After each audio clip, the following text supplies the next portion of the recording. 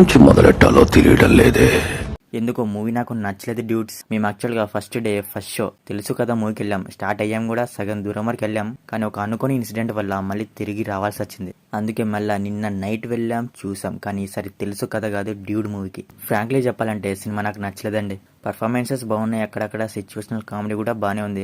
But సినిమానే full bore కొట్టింది, connect అవ్వలేకపోయా. బహుశా ఆర్యా మూవీ మల్టిపుల్ టైమ్స్ చూడడం వల్లనో ఏంటో మరి నాకైతే మూవీ వర్కౌట్ అవ్వలేదు అసలు ఎందుకో. ఈ డ్యూడ్ మూవీలో ఉన్న రైటింగ్ కి అసలు నేను కనెక్ట్ అవ్వలేకపోయా.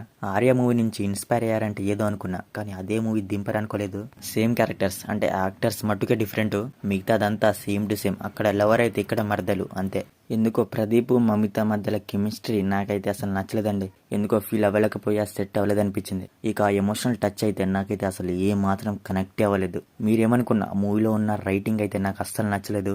రోతా రైటింగ్ అది నా ప్రాబ్లము. వాళ్ళు సీరియస్ విషయాన్ని కొన్ని చోట్ల జోక్ చేశారు, ఇంకొన్ని చోట్ల సీరియస్ విషయాన్ని మొత్తం సీరియస్ కాకుండా మొత్తం జోక్ చేశారు. సీరియస్ విషయాన్ని కొన్నిసార్లు జోక్ చేస్తారు, మళ్ళీ సడన్ గా సీరియస్ అవుతారు. ఇప్పుడు హీరో మర్దల్ హీరోని పెళ్లి చేసుకుని వేరే వాడితో లవ్ లో ఉండే పిల్లలు కంటే నాకు దీంట్లో ఏం ప్రాబ్లం లేదు. కానీ అదొక టోన్కి స్టిక్ అయి చెప్పాలి కదా.